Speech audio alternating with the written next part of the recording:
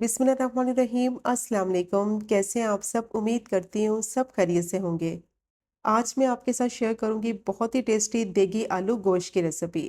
बनाना इसको बहुत ही आसान है और इसको बनाएंगे मज़ेदार से सीक्रेट मसाले के साथ, जिससे इसका टेस्ट और फ्लेवर जो है वो बहुत ही नेक्स्ट लेवल का हो जाएगा।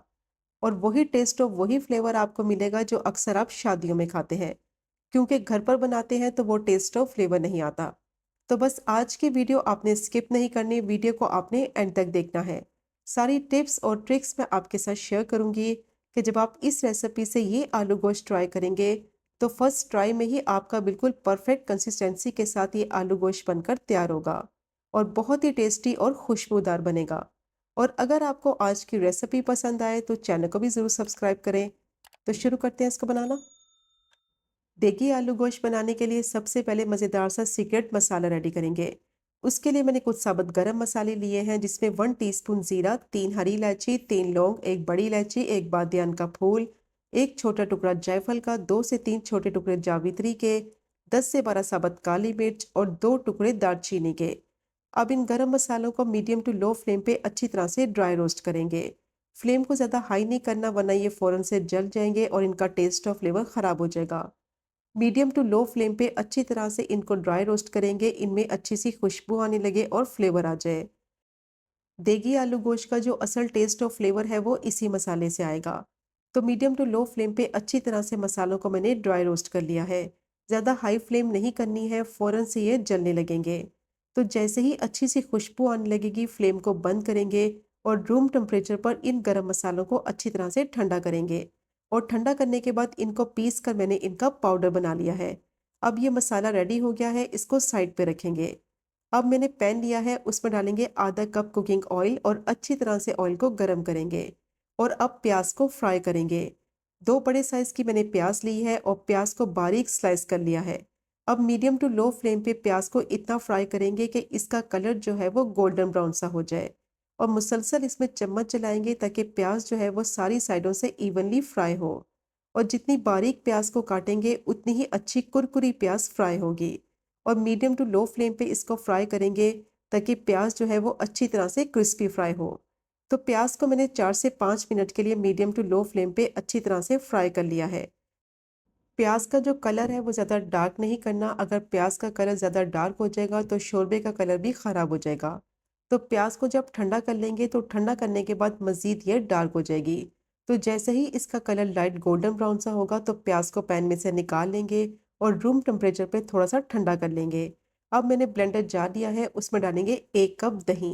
और जो दही इस्तेमाल करें, कोशिश करें वो ज़्यादा खट्टी ना हो। अब जो प्याज को फ्राई किया था वो प्याज इसमें डाल देंगे और दोनों चीज़ों को अच्छी तरह से ब्लेंड करके इसका पेस्ट रेडी करेंगे। तो दोनों को मैंने ब्लेंड कर लिया है और इसका पेस्ट रेडी हो गया है, इसको साइड पे रखेंगे। अब जिस ऑयल में प्याज को फ्राई किया था उसी ऑयल में आलू को फ्राई करेंगे। 3 मैंने मीडियम साइज के आलू लिए थे, आलू को मैंने इस तरह से बड़े पीसेस में काट लिया है। अब 3 से 4 मिनट के लिए आलू को अच्छी तरह से फ्राई करेंगे।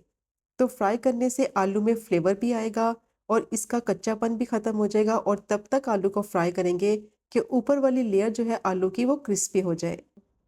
अब आलू को मैंने अच्छी तरह से फ्राई कर लिया है, ऊपर वाली लेयर थोड़ी सी क्रिस्पी हो गई है। अब आलू को प्लेट में निकाल लेंगे।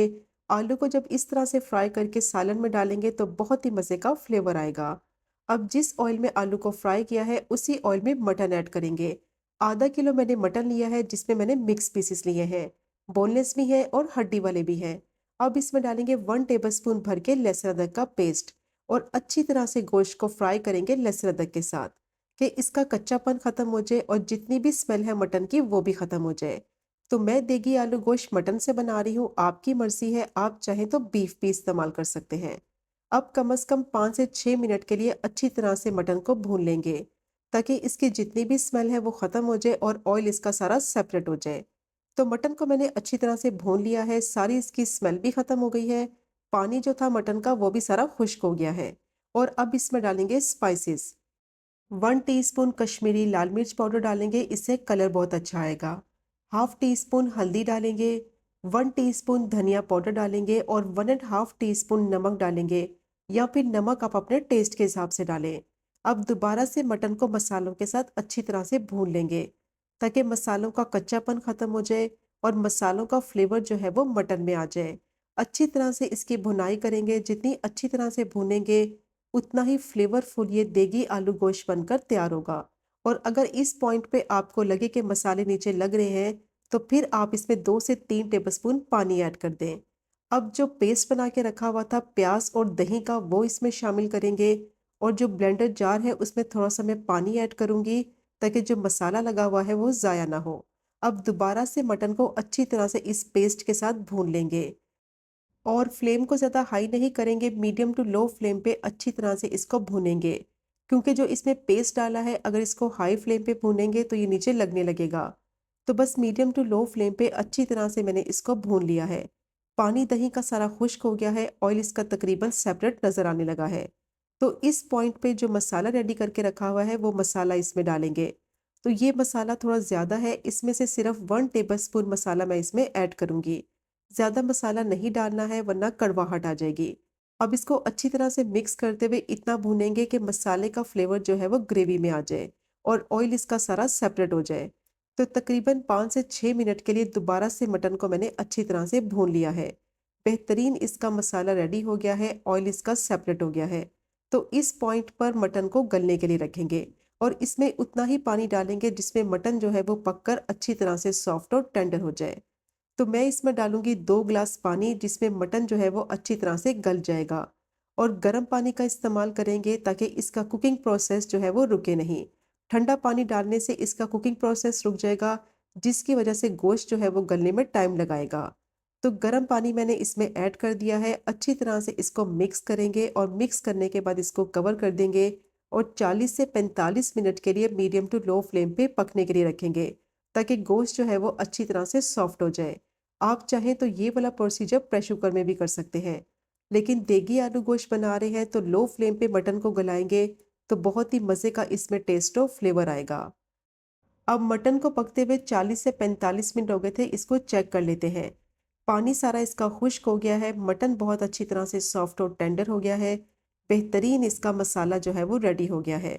तो पानी की क्वांटिटी उसमें उतनी ही डालेंगे जिसमें मटन जो है वो अच्छी तरह से गल जाए।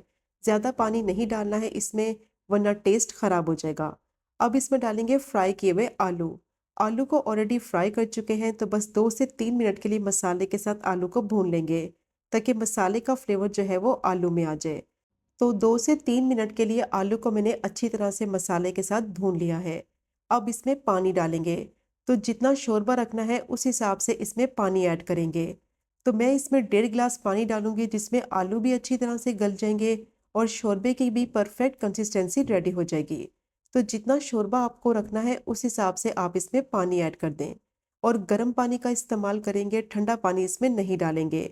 गर्म पानी डालने से एक तो शोरबे का कलर बहुत अच्छा आएगा और इसका कुकिंग प्रोसेस भी नहीं रुकेगा।